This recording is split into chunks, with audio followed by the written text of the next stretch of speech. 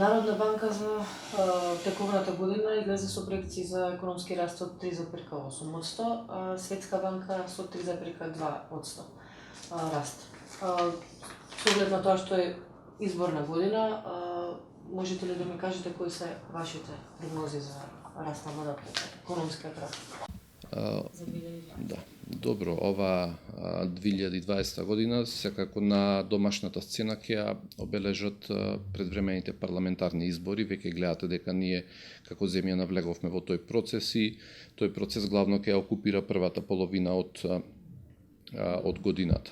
Иако како што зборував претходно, сега овие политички ризици можеби се намалени во однос на претходниот период, сепак искуството покажува дека било какви избори во одредена мера ја забавуваат економската активност, односно инвеститорите, фирмите, генерално граѓаните заземаат некое да кажеме, повоздржана позиција во време на избори, особено фирмите во поглед на своите инвестиции.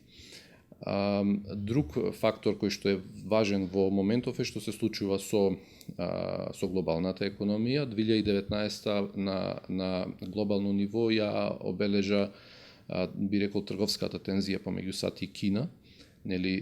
Поради таа тензија во повеќе наврати беа зголемувани царинските стапки помеѓу двете земји и сега во моментов чинам дека тие се отприлика 6 пати повисоки отколку што биле пред година или година и пол.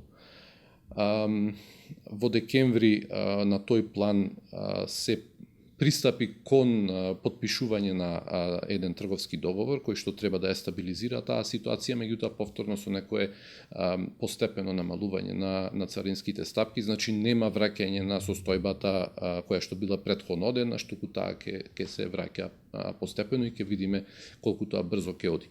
Сакам да кажам дека една таква неизвестност и тензичност на глобалната сцена, особено кога тоа се случува помеѓу двете најголеми економии во светот, секако ќе има реперкусии врз вкупната глобална економија, а тоа е многу важно за Македонија, затоа што ние сме мала отворена економија која што зависи од трговските и финансиските текови во светот и особено тука во Европската унија, така што тие ризици се присутни, треба да се следат и секако доколку дое до нивно влошување, тоа може да влијае негативно врз очекуваниот раст.